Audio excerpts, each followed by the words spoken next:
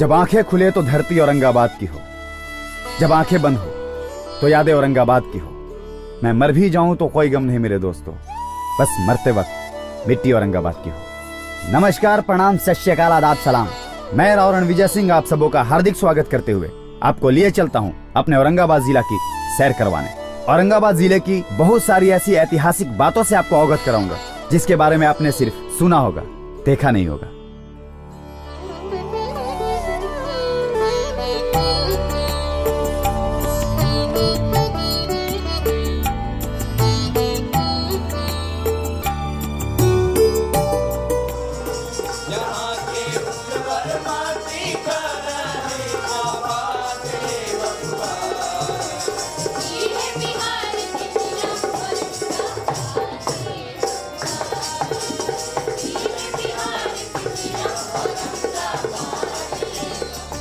सदैव मानवता के पक्ष में खड़ा रहने वाला औरंगाबाद केवल एक स्थान भर ही नहीं है, वरन जीवित और जीवंत एक पूरी परंपरा है जिसमें कई पीढ़ियों की आभा शामिल है। यहाँ के जनप्रतिनिधि, समाज सेवी, साहित्यकार, रंगकर्मी, कलाकार, खिलाड़ी, किसान, अध्यापक, चिकित्सक, व्यवसायी, विद्यार्थी, अधिकारी सब अपने अपने तरीके से अपनी अपनी जवाबदेही निभाकर औरंगाबाद को श्रेष्ठ से श्रेष्ठतर बनाने हेतु तत्पर है। यूं तो औरंगाबाद को जिला बने महज 43 वर्ष ही हुए हैं, परंतु इसके पूर्व गया जिले के एक महत्वपूर्ण हिस्से के रूप में भी इसका एक समृद्ध इतिहास रहा है। ये वही औरंगाबाद है जिसने गौतम बुद्ध को रास्ता देकर ज्ञान प्राप्ति में उनका सहयोग किया था। इसी औरंगाबाद में शेरशाह सूरी के कलकत्ता से पेशावर तक के मार्ग को सुगम बनाने में अपनी महती भूमिका का निर्वाह किया था। प्राचीन मगध जब उन्नति के शिखर की ओर बढ़ा था तो इसी औरंगाबाद ने शिखर पर पहुंचने के लिए सीढ़ियों की तैयारी में अपना योगदान दिया था। जब भारतीय कथा साहित्य में लोक अनुपस्थित था तब इसी औरंगाबाद की धरती पर बाण भट्ट पैदा हुए और कादम्बरी जैसी कृतियों के माध्यम से लोक को कथा साहित्य के केंद्र में स्थापित किया। बाण भट्ट के पूर्व च्यवन ऋषि ने संत परंपरा में नए मानदंडों की स्थापना कर औरंगाबाद को चर्चा में ला खड़ा किया था। भारत के प्रथम स्वाधीनता संग्राम के लगभग 100 वर्ष पूर्व सिरस कुटुंबा के राजा नारायण सिंह ने 1761 में अंग्रेजी फौज को सोन नदी में औरंगाबाद की वीरता का लोहा मनवाया था। राजा नारायण सिंह ने औरंगाबाद के किसानों से लगान वसूलने से जब साफ मना किया तो अंग्रेज शासकों के सिर चकरा गए थे।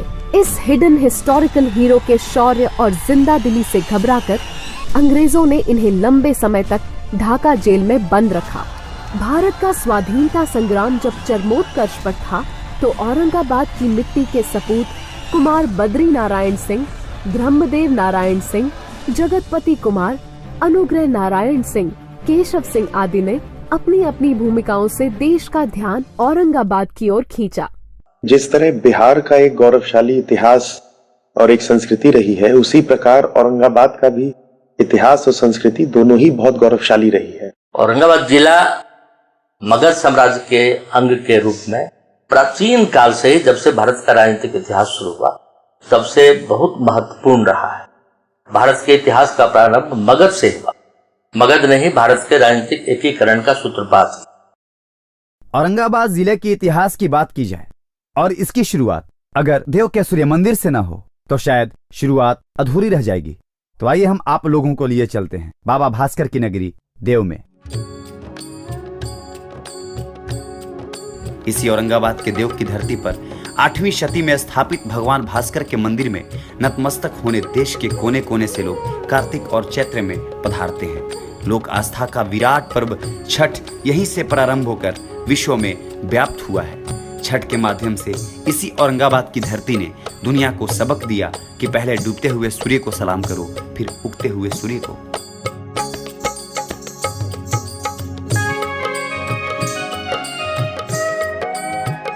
देव सूर्य मंदिर देव प्रखंड जिला मुख्यालय से 18 किलोमीटर की दूरी पर स्थित है, जहां चैती तथा कार्तिक छठ के अवसर पर प्रतिवर्ष लाखों भक्त भगवान सूर्य को अर्घ्य देते हैं।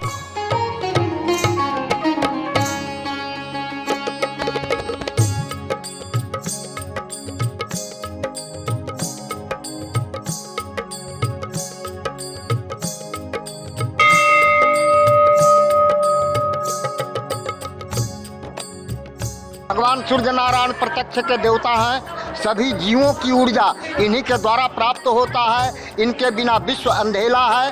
भगवान सूर्य नारायण के विषय में कुछ भी कहना दीपक दिखाने के समान है। वे एकादश सूर्य की प्रतिमा है। इन्हें त्रिकाली सूर्य कहा जाता है। विश्वकर्मा के द्वारा बनाया गया है यह मंदिर। अगर हम देव मंदिर की प्राचीनता की बात करें तो ये मंदिर लगभग 9.5 लाख वर्ष पुराना है। जिस राजा ने इस मंदिर का निर्माण करवाया उनका नाम राजा आइल था, जो कुष्ठ रोग से ग्रसित थे। एक बार जंगल में यात्रा के दौरान राजा ने अपने सेवक से जल की मांग की। कहीं शुद्ध जल ना मिलने पर सेवक ने गड्ढे से कीचड़ नुमा जल लाकर राजा को दिया। उस जल के स्पर्श मात्र से ही राजा का संपूर्ण कुष्ठ रोग समाप्त हो जाता है। तभी राजा को आभास होता है कि इस गड्ढे में सूर्य नारायण की प्रतिमा है।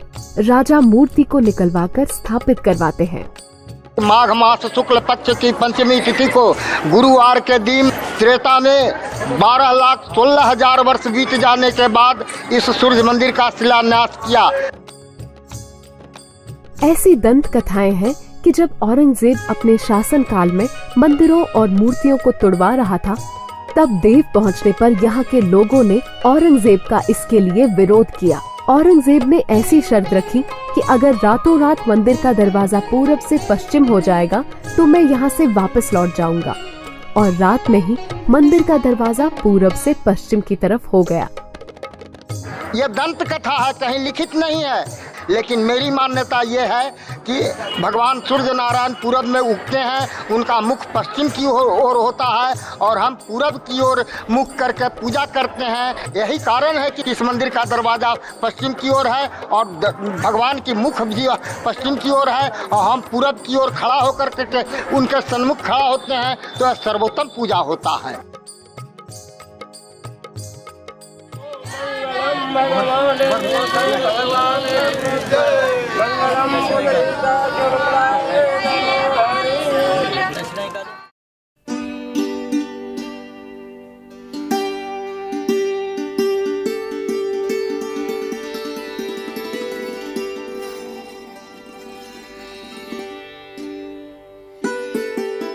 इस पोखरे का निर्माण राजा ने अपनी रानी के स्नान एवं पूजा अर्चना हेतु करवाया था, जिसे आज रानी पोखर के नाम से जाना जाता है।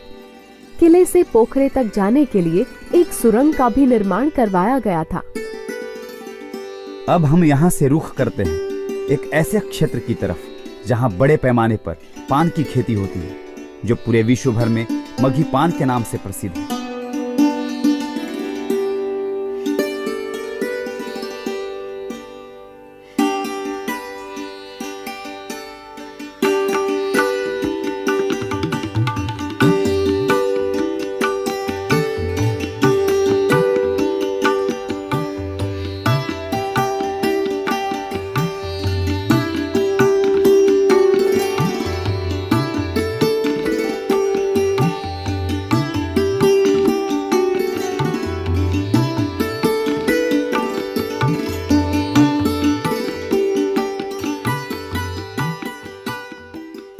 यात्रा के अगले पड़ाव पे हम आ पहुंचे हैं औरंगाबाद जिला के एक और सुप्रसिद्ध धार्मिक स्थल पे, जिसके बारे में जितनी भी बातें की जाए वो बहुत ही कम है।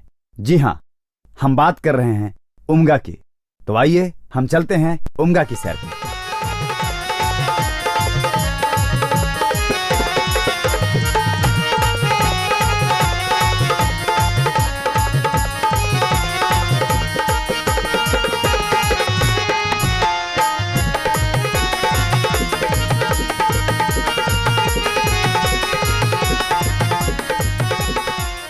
मदनपुर प्रखंड में अवस्थित पहाड़ों की श्रृंखलाओं में से एक पर मंदिरों का एक पूरा समूह विद्यमान है, जिनमें वास्तुकला के नजरिए से त्रेता युग में निर्मित उमगा का मंदिर अपनी कई विशिष्टियों के कारण अत्यंत ही मोहक है। यह जिला मुख्यालय से करीब 18 किलोमीटर की दूरी पर स्थित है।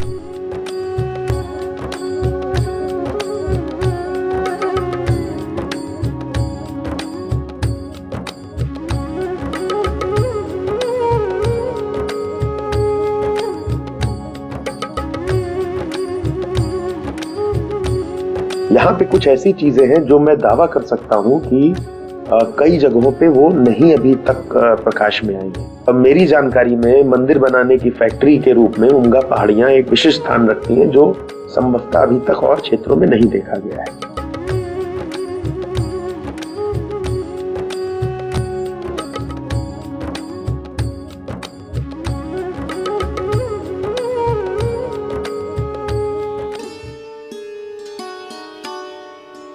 अब मैं आप लोगों को एक ऐसी चीज से अवगत कराऊंगा जो आज भी एक अबूझ पहेली बनी हुई है। यात्रा की इस अगली कड़ी में हम आपको एक ऐसे पहाड़ के पत्थर के बारे में बता रहे हैं जो अपने आप में अजूबा है, जो आज भी वैज्ञानिकों के लिए शोध का विषय बना हुआ है। हम बात कर रहे हैं पवई पहाड़ के एक ऐसे पत्थर की जिसमें पत्थर से चोट करने पर मेटालिक आवाज आती है।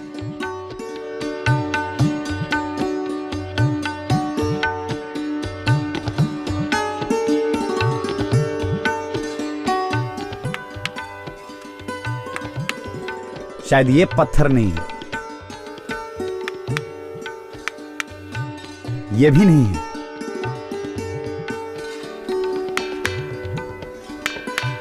जी हां, ये वही पत्थर है जिसके बारे में हम चर्चा कर रहे थे।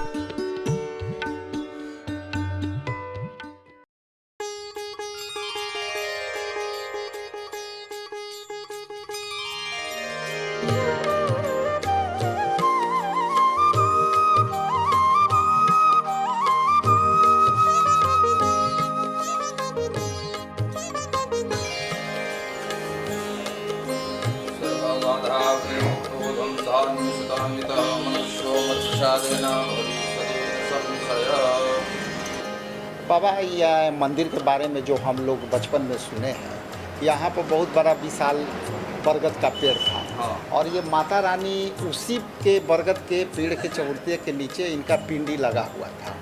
और वो पिंडी जो है मान्यता था कि उसी पिंडी से माता का जो 7 रूप है उसमें है। तो ये 7 रूप में कौन कौन से रूप में माता है? अंबिका, भद्रकाली च, कात्यायनी च, चंडिका, शांभवी, कालरात्रि च, आद्या ग्राम माता। ये 7 माताएं का नाम। साथ में रूरू नाम भैरव का भी स्थापना किया गया है। अच्छा,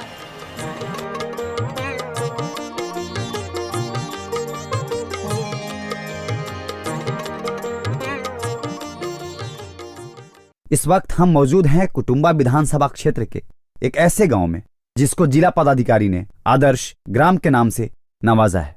जी हां, हम बात कर रहे हैं चिल्की बिघा गांव की।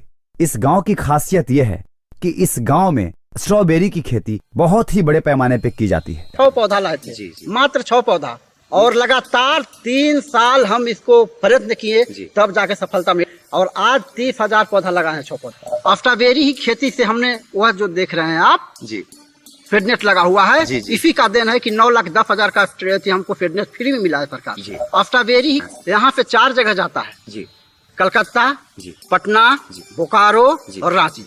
जब पूर्व डीएम साहब आए, यही बात हमको कहे कि जो आप घेराबंदी नहीं किए, इतना महंगी खेती किए हैं, तो हमने कहा पर बिना आदेश का कुछ इसमें आता नहीं है, कहीं कैसा गांव है, तो इसलिए हम इस गांव को आदर्श गांव घोषित कर दे रहे हैं। तो सारी बात तो को लेकर यही हुआ कि यहाँ स्ट्रॉबेरी का जो खेती हुआ उसके चलते ही आदर्श गांव घोषित।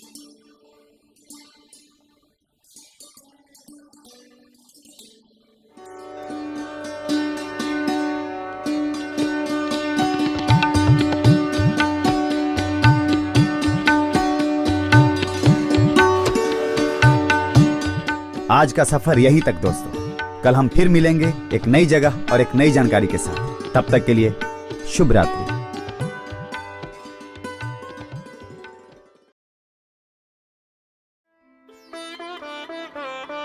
गुड मॉर्निंग दोस्तों। यात्रा के इस अगले सफर पर हम आपको लेकर चलते हैं जैन धर्म के एक ऐसे तीर्थ स्थल पर जो पचार पहाड़ पर स्थित है। ये औरंगाबाद जिले के रफीगंज प्रखंड स्थित चियो गांव में एक छोटी पहाड़ी चियो पचार के नाम से जाना जाता है। इस पहाड़ पर एक गुफानुमा मंदिर में जैन भगवान पार्श्वनाथ की अद्भुत प्रतिमा है। ये जिला मुख्यालय से लगभग 40 किलोमीटर की दूरी पर स्थित है, जहां रफीगंज रेलवे स्टेशन तथा सड़क मार्ग से पहुंचा जा सकता है। अगर हम धर्म निरपेक्षता की बात करें तो पूरे हिंदुस्तान में इससे बड़ी मिसाल कहीं नहीं हो सकती, क्योंकि इसी एक पहाड़ी पर 3 अलग अलग धर्म, हिंदू धर्म, इस्लाम धर्म और जैन धर्म के तीर्थ स्थल हैं। भक्तामर प्रणत मौलिमणि प्रभाणा मुद्योतकं दलित पापतमोवितानम् सम्यक् प्रणम्य जिनपादयुगं युगादा वालम्बनं भवजले पततां जनानाम्।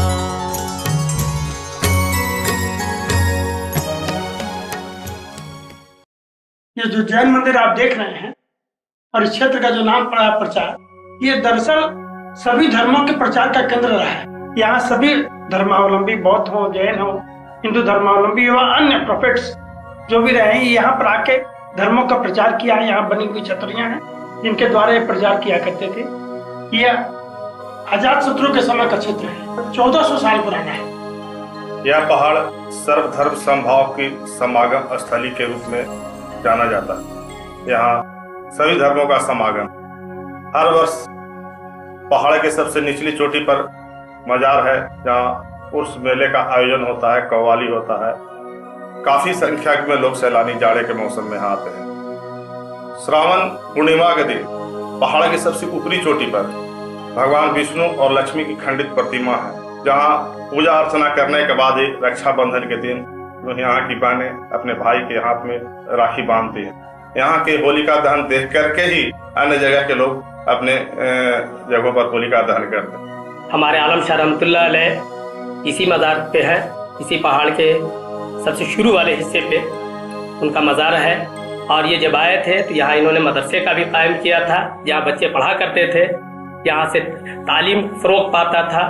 सावन पूर्णिमा यानी रक्षाबंधन के दिन हिंदुओं का बहुत बड़ा यहाँ पे मेला लगता है, जिसमें लाखों लाखों की तादाद में लोग आते हैं। इस जगह खुदाई के दौरान काफी मूर्तियां मिली हैं, जिनमें से कुछ पटना संग्रहालय में आज भी मौजूद हैं और कुछ मूर्तियों को पचार गांव में ही स्थापित किया गया है। पिछले कुछ दशकों से वन माफियाओं द्वारा अंधाधुंध पेड़ों की कटाई और पत्थर माफियाओं द्वारा अवैध खनन करने से ये जगह वीरान सी हो गई है। मूर्ति चोर माफियाओं के द्वारा कई बार प्रयास किया गया मूर्ति के चोरी के लिए, वो सफल नहीं हो सका। और यहाँ प्रशासन से हम ये चाहेंगे कि अगर पर्यटन विभाग वाले, वन क्षेत्र वाले अगर यहाँ थोड़ा बहुत भी ध्यान देते हैं तो ये क्षेत्र बहुत ही अच्छे रूप से विकसित हो सकता है और बिहार में इसको पर्यटन के रूप में भी लाया जा सकता है। बहुत प्राचीन मंदिर है और पर्यटक स्थल भी है। तो अभी एक चीज में सफलता हमने पाई है, उमगा महोत्सव को हमने बिहार डायरी में शामिल करवाया। अब हमारा अगला ये है कि सीता थापा और ऋषिगंज में 50 पहाड़, तो जैन और अल्पसंख्यक समुदाय, मुस्लिम, जैन और हिंदू तीनों का वो धर्मस्थल है, तो उसको हम डेवलप करने के दिशा में आगे बढ़ रहे हैं। और अभी जिस विधानसभा के सदस्य हैं उसमें एक विरासत विकास समिति है, उसके हम सदस्य हैं। तो जितना हमारे बिहार में विरासत और ये पर्यटन स्थल है, उस माध्यम समिति के माध्यम से इन सारे स्थलों पर हम उनको भ्रमण करेंगे और एक स्टडी करके बिहार सरकार को प्रपोजल देंगे, इनको विकास करें। इस वक्त हम मदनपुर प्रखंड के एक ऐसे धार्मिक स्थल पर आ पहुंचे हैं जिसको लोग सीता थापा के नाम से जानते हैं।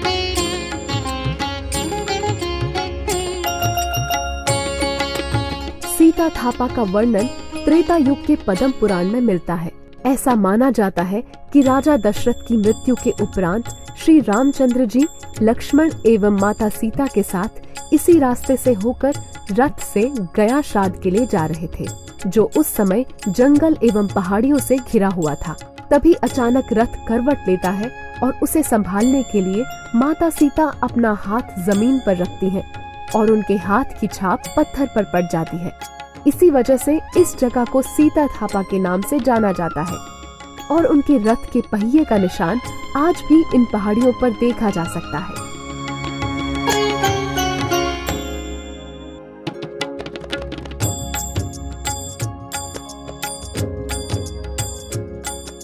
ये मूर्ति जो है राम लक्ष्मण माँ सीता की।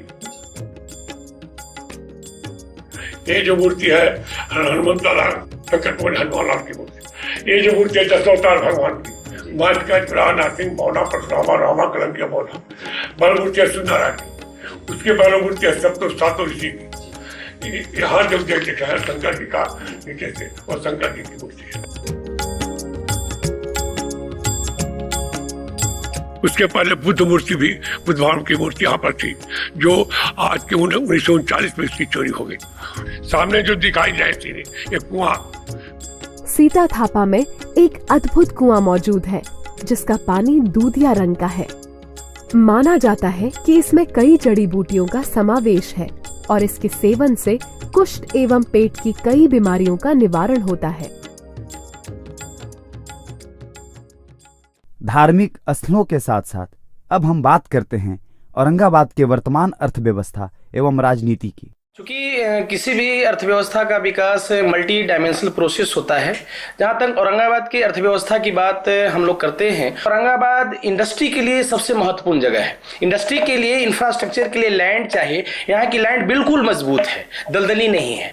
तीसरी बात है, हमारा औरंगाबाद NH2 पर स्थित है, ताकि NH2 पर स्थित होने के कारण जो नेबर स्टेट है या नेबर डिस्ट्रिक्ट है, उससे हमारा एक्सपोर्ट इंपोर्ट का काम आसानी से हो सकता है। इस क्षेत्र में हमारी संभावनाएं बनती हैं। सबसे पहले औरंगाबाद का अगर विकास करना है तो कृषि का विकास हो और उद्योग का विकास हो, जो कि हमारा औरंगाबाद में थोड़ी सी, अगर इस क्षेत्र में थोड़ी सी और इन्वेस्टमेंट हो सरकार के द्वारा, केंद्र सरकार हो या राज्य सरकार के द्वारा, इसमें और इन्वेस्टमेंट अगर की जाती है तो हमारा प्राइमरी सेक्टर सुधर जाएगा। प्राइमरी सेक्टर अगर सुधरेगा तो हमारा इंडस्ट्री का विकास हो जाएगा। एग्रीकल्चर रिलेटेड इंडस्ट्री में इन्वेस्टमेंट हो। और सबसे जो महत्वपूर्ण चीज है बिहार और औरंगाबाद के अर्थव्यवस्था के विकास में, कि हम लोगों को थोड़ा जागरूक होना पड़ेगा। हम लोगों को अपनी जो मोरल ड्यूटी है उसको समझनी पड़ेगी। ऐसे तो मैं जो है दूसरे पीढ़ी का कांग्रेसी परिवार से बिलोंग करता हूँ और हमारे पिता स्वर्गीय बिल्केश्वर राम जी सर्वप्रथम जब वो मैट्रिक पास किए थे और उनकी उम्र लगभग उस समय 23-24 साल था, 62 में उन्होंने अपना राजनीतिक कैरियर शुरू किया और अपना राजनीतिक कैरियर जवाहरलाल नेहरू ने उनको सर्वप्रथम टिकट बोला, उससे फिर जगजीवन राम से जुड़े। और सच मानिए तो हमारे जिला के बहुत ही प्रबुद्ध और इस जिला को ऊंचाई पर ले जाने वाले अनुग्रह बाबू के शिष्य के रूप में हमारे पिताजी बिल्केश्वर राम जी राजनीति का कैरियर शुरू किया। इनकी भी भूमिका अनुग्रह बाबू, सत्येंद्र बाबू और अन्य जो लीडर हैं, आज के निखिल कुमार जी हैं, और पदारथ बाबू बहुत ही पुराने वो कम्युनिस्ट के थे। पदारथ बाबू थे, रामविलास सिंह थे, इसके बाद नारायण सिंह थे। इन लोगों ने एक जिला में इस तरह का राजनीति करते थे कि विकास के मुद्दे पर और जिला को ऊंचाई पर ले जाने पर ये सब अलग अलग दल के थे, लेकिन इन लोग को जिला के नेतृत्व करने में और जिला के विकास को ऊपर लाने में ये लोग का सब मन एक हो जाता था। क्योंकि हर पार्टी के लोग अलग अलग आइडियोलॉजी से आते हैं और हर का अलग अलग जो है सिद्धांत है पार्टी का। तो विकास के मामले में ये जो है इन लोग कभी भी राजनीति नहीं करते थे। विकास के मामले में औरंगाबाद को ऊंचाई में लाने में हम समझते हैं कि सबका मन भेद नहीं रहता था, मतभेद नहीं रहता था, सबका मन एक रहता।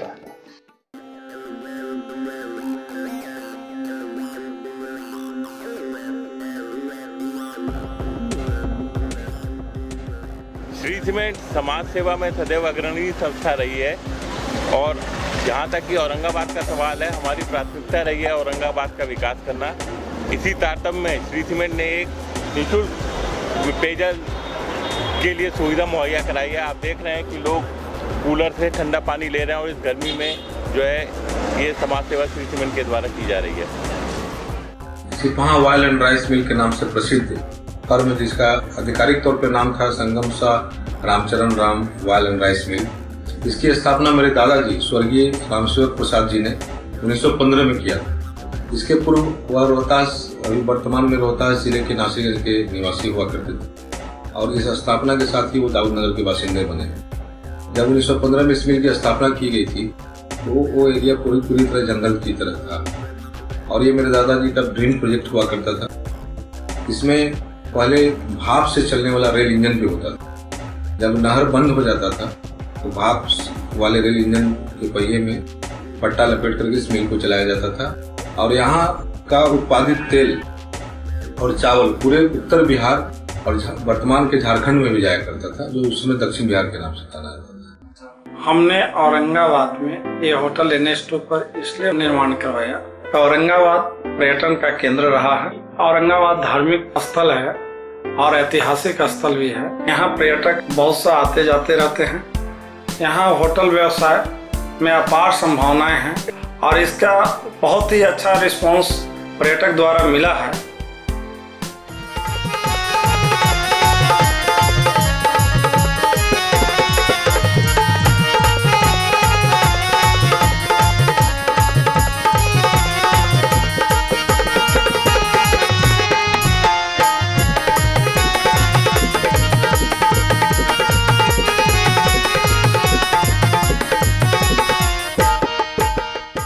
आज औरंगाबाद जिले में कल कारखाने की बात करें तो NTPC, NPGC, Shri cement factory और यूएस साइकिल जैसी कुछ ऐसी फैक्ट्रियां आ गई हैं जिससे औरंगाबाद जिले की विकास की रीढ़ की हड्डी बहुत ही मजबूत हो गई है। जी हाँ, यहाँ के लोगों को बहुत ही बड़े पैमाने पर रोजगार मिलना शुरू हो गया है।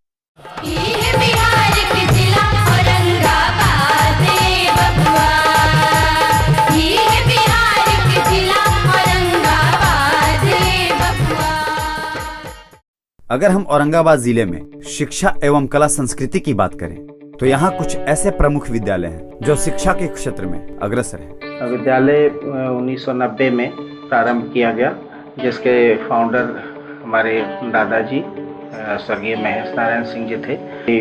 हमारे दादाजी शुरू से ही शिक्षा के क्षेत्र से जुड़े हुए थे और उन्होंने अपने जीवन काल में कई विद्यालय प्रारंभ किए, स्थापित किए।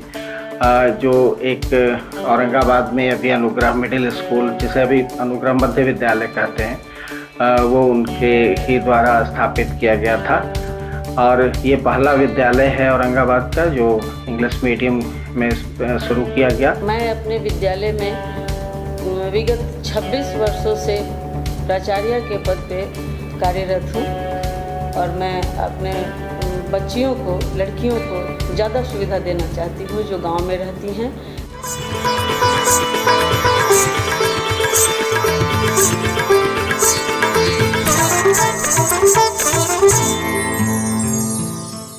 विवेकानंद स्कूल ऑफ एजुकेशन नाम से हमने 1997 के 12 जनवरी को हमने एक विद्यालय की शुरुआत एक किराए के मकान में डावनगर में की। हमने लड़कियों की शिक्षा को आगे बढ़ाने के लिए 2003 में शिक्षा झोपड़ी तक नाम से एक योजना का आरंभ किया, जिसमें प्रत्येक क्लास में कुछ लड़कियों को मुफ्त शिक्षा प्रदान करना हमने आरंभ किया। हमने शिक्षा के साथ साथ उन एक्टिविटीज़ को हमने पर्याप्त प्रश्रय दिया जिसके माध्यम से वास्तव में संस्कारों का सृजन होता है और व्यक्ति के या बच्चों के व्यक्तित्व का विकास होता है।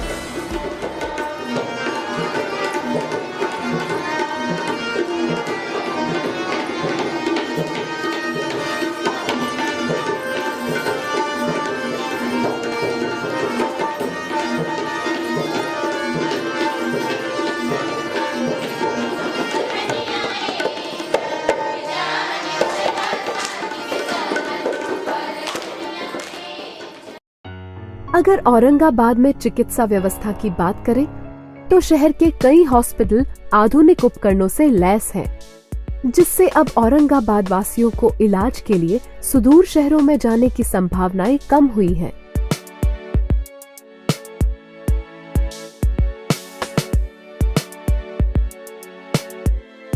अभी अवेयरनेस बहुत पुअर है। अभी भी लोग जादू, झाड़ फूक, अंधविश्वास क्या कहें, आज के डेट में साइंस में हर चीज डिफाइन हो चुका है। तो लोगों को ये अवेयर करना है कि जो मतलब हेल्थ डिजीज को प्रिवेंट करने के लिए जितना उपाय हो सके वो पहले है। मेरे आने से यहाँ पे लोगों को बाहर जाने की जरूरत नहीं पड़ती। जैसे पहले तो कोई भी यूरोलॉजी का या लेबोरेटरी सर्जरी करवाना हो तो लोगों को बाहर आउट ऑफ बिहार जाना पड़ता था या पटना या रांची जाना पड़ता था। औरंगाबाद के उत्तर पश्चिम कोने पर जमींदारों का एक गांव है, कर्मा भगवान। इस वक्त हम खड़े हैं उस मिट्टी पे जहां पर खड़े होकर मुझे खुद को गौरवान्वित महसूस हो रहा है। जी हाँ, इसी मिट्टी में एक ऐसे शख्सियत का जन्म हुआ, एक ऐसे महापुरुष का जन्म हुआ जिन्होंने भारत की आजादी में अपनी एक अहम भूमिका निभाई। इसी गौरवशाली गांव में जनजात विद्रोही नेता कुमार बद्रीनारायण सिंह का जन्म हुआ था, जो 1930 के नमक सत्याग्रह आंदोलन के प्रमुख नेता रहे। इन्होंने औरंगाबाद में आजादी का शंख फूंका और नारा दिया, अब मैं अंग्रेजों को फुटबॉल बनाऊंगा। ओबरा से सटे खराटी नामक गांव में एक ऐसे वीर सपूत का जन्म हुआ जिनका नाम जगतपति कुमार था, जो पटना सचिवालय के समक्ष छात्रों के प्रदर्शन पर अंग्रेजी पुलिस की गोली से 11 अगस्त 1942 को शहीद हुए। औरंगाबाद से लगभग 6 किलोमीटर पूर्व एक गांव है, पोईवा। ये गांव सिर्फ औरंगाबाद का ही नहीं बल्कि पूरे बिहार के कुछ विशिष्ट गांवों में से एक है, क्योंकि इसी गांव में बिहार विभूति डॉक्टर अनुग्रह नारायण सिन्हा का जन्म हुआ था, जो बिहार के प्रथम उप मुख्यमंत्री थे। इन्हीं के सुपुत्र श्री सत्येंद्र नारायण सिन्हा बिहार के मुख्यमंत्री बने तथा औरंगाबाद को एक विशेष पहचान पूरे हिंदुस्तान में दिलवाई। इस सफर को आगे बढ़ाते हुए हम आप लोगों को लिए चल रहे हैं एक ऐसी जगह जिसे औरंगाबाद जिले का धान का कटोरा भी कहा जाए तो गलत नहीं होगा। यहाँ का चावल बिहार के साथ साथ हिंदुस्तान के कई राज्यों में निर्यात होता है। यह शहर महफिले कालीन के लिए पूरे हिंदुस्तान भर में मशहूर था।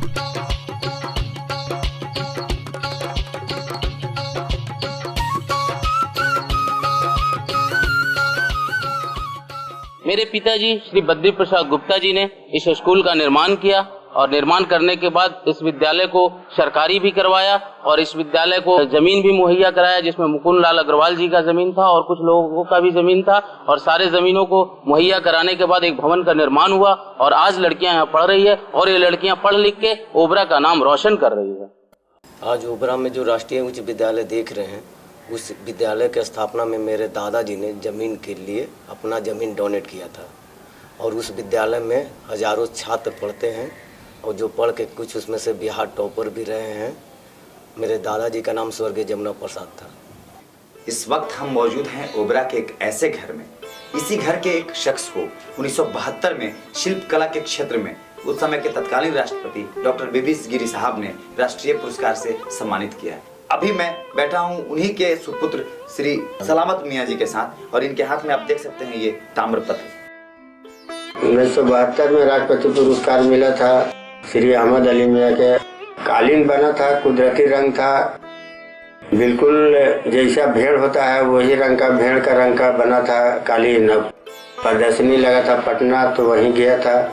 उसी वक्त चुनाया था, फर्स्ट आया था तो दिल्ली गया था तो राष्ट्रपति पुरस्कार दिए थे। तो पेंशन भी मिलता था। कालीन सेंटर था, हम लोग काम करते थे, कालीन सेंटर पर देते थे, पैसा मिलता था। आज ऐसा नतीजा है कि बिल्कुल बंद हो गया और मजदूरी हम लोग कर रहे हैं। इस स्थिति में कालीन सेंटर अगर चालू हो जाए तो फिर वही काम हम लोग का चालू रहेगा। इस वक्त हम खड़े हैं ओबरा के पुनपुन नदी के तट पर। इस नदी का अपना एक गरिमामयी इतिहास रहा है। ये नदी इस जगह के लिए इसलिए खास है क्योंकि यहाँ के आसपास के लोग हिंदुओं के महान पर्व छठ पूजा को बहुत ही धूमधाम से मनाते हैं और लाखों की संख्या में आकर के सूर्य भगवान की पूजा करते हैं।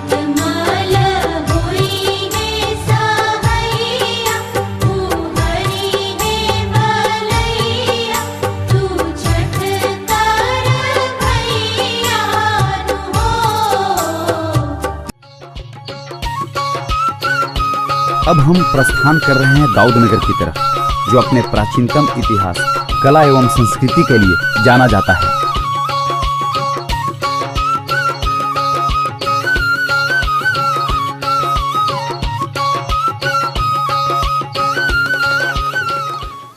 जितिया महान पर्व में एक होता है। जैसे छठ पर्व हिंदुओं के लिए एक महान पर्व है, उसी तरह से जितिया भी एक महान पर्व है। जितिया पर्व जीव के साथ गे साजन, जितिया पर्व जीव के साथ गे साजन।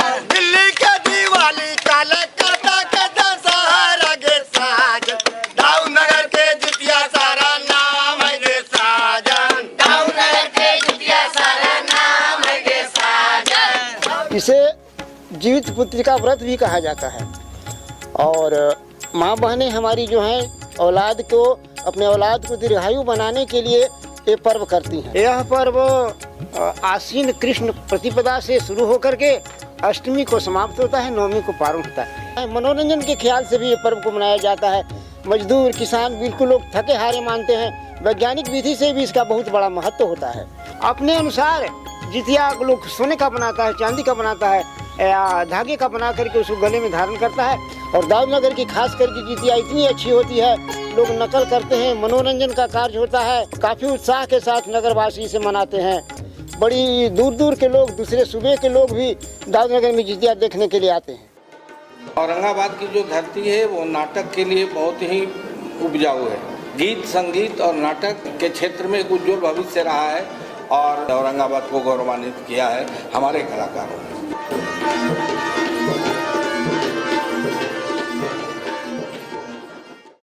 दाऊदनगर प्रखंड में स्थित दाऊद खां के द्वारा निर्मित यहाँ किलानुमा सराय का निर्माण 17वीं शताब्दी में कराया गया था, जिसे दाऊद खां के किले के नाम से जाना जाता है। जिला मुख्यालय से लगभग 30 किलोमीटर की दूरी पर यह स्थित है।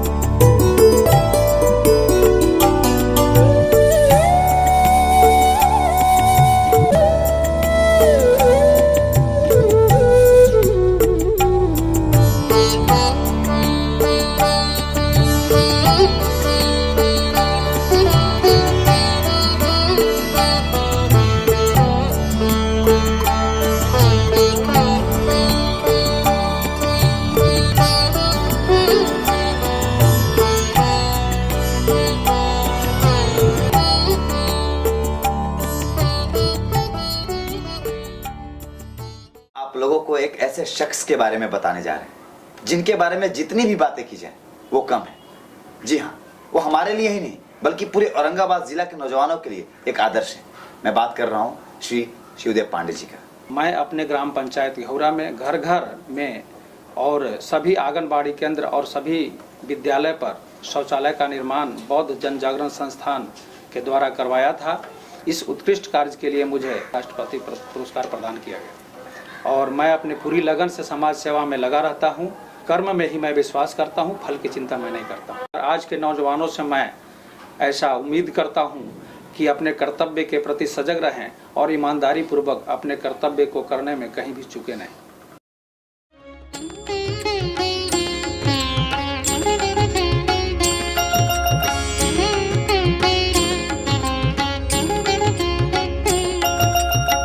हम अभी जिस आश्रम में खड़े हैं ये च्वेन ऋषि का आश्रम है। ये आश्रम गोह विधानसभा क्षेत्र में देवों के भूमि देवकुंड में स्थित है। जी हाँ, ये जो आप यहाँ मूर्ति देख रहे हैं ये च्वेन ऋषि की है, जिनके बारे में कहा जाता है कि इन्होंने ही च्वेन प्राश का निर्माण किया था, जिसको आज लोग खाते हैं और स्वस्थ रहते हैं।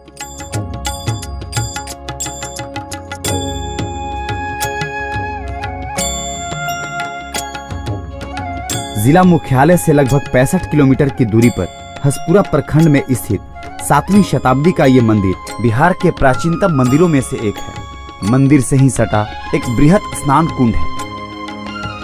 लोगों की ऐसी मान्यताएं हैं कि भगवान विश्वकर्मा ने एक ही रात में देव, उमगा एवं देव कुंड के मंदिर को बनाया था।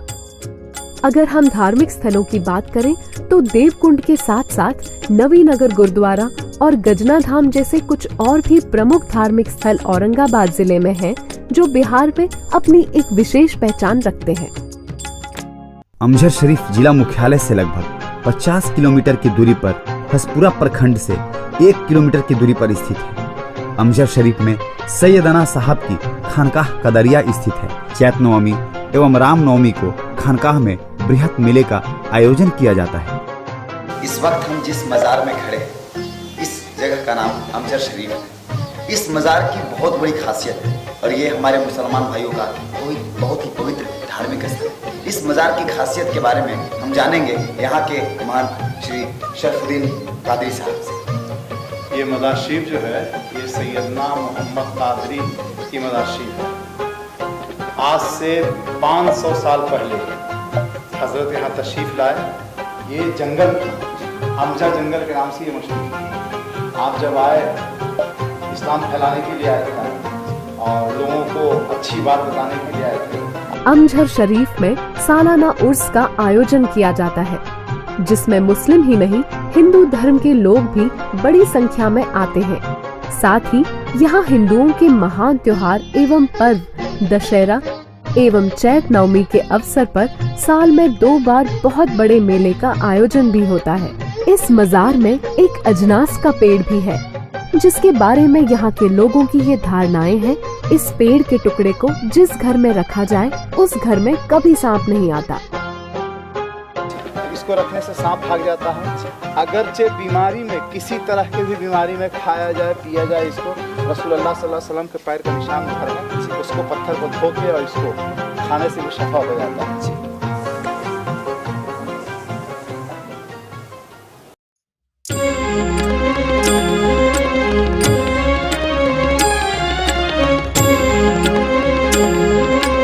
अपनी सुखद यात्रा की इस अगली कड़ी में हम आ पहुंचे हैं कुटुंबा विधानसभा क्षेत्र के एक ऐसे गांव में जो गांव पौराणिक धरोहर के लिए पूरे बिहार राज्य में मशहूर है। जी हां, हम बात कर रहे हैं परता गांव की, जहां कल्प वृक्ष आज भी मौजूद है और इसके बारे में बहुत सारी पौराणिक कथाएं मौजूद हैं। पौराणिक मान्यता है कि समुद्र मंथन के दौरान 5वें रत्न के रूप में निकले कल्प वृक्ष को देवतागण स्वर्ग ले गए थे, जो भगवान इंद्र की वाटिका में शोभायमान हुआ। कल्प वृक्ष को लेकर कई पौराणिक कथाएं हैं। पहली कथा है कि भगवान श्री कृष्ण अपनी पटरानी सत्यभामा के आग्रह पर इस वृक्ष को स्वर्ग से पृथ्वी पर लाए, जबकि दूसरी कथा के अनुसार अज्ञातवास के समय पांडवों ने तपोबल से कल्प वृक्ष को पृथ्वी पर लाया। और तीसरी कथा के अनुसार भगवान शिव ने भक्तों के कल्याण हेतु माता पार्वती के आग्रह करने पर कल्प वृक्ष को स्वर्ग से पृथ्वी पर उतारा। ऐसी आस्था है कि पारिजात, कल्पतरु, कल्पद्रुम आदि नामों से भी विख्यात कल्प वृक्ष की सच्चे मन से पूजा अर्चना करने से भक्तों की मनोकामनाएं पूर्ण होती हैं।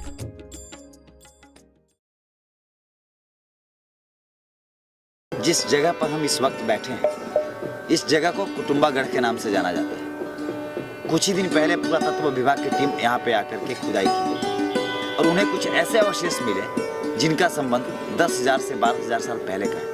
आइए उसके बारे में हम विस्तार पूर्वक जानते हैं। सबसे पहले मैं आपको ये बता दूं कि ये जो आपने गढ़ देख रहा है, यहाँ से फैला हुआ वहाँ तक चारों तरफ लगभग 52 एकड़ में ये फैला हुआ है। पुरातत्व विभाग से जब ये खनन हुआ तो खनन के बाद इसमें मिट्टी के बर्तन और तांबे के सिक्के, इतना तक कि गणेश की भी मूर्तियाँ मिली। इससे सिद्ध होता है कि यह वैष्णव काल से भी संबंधित है। कुछ जगहों पर जैसे इसके पीछे अगर हम जाते हैं, वहाँ पर खुदाई हुई।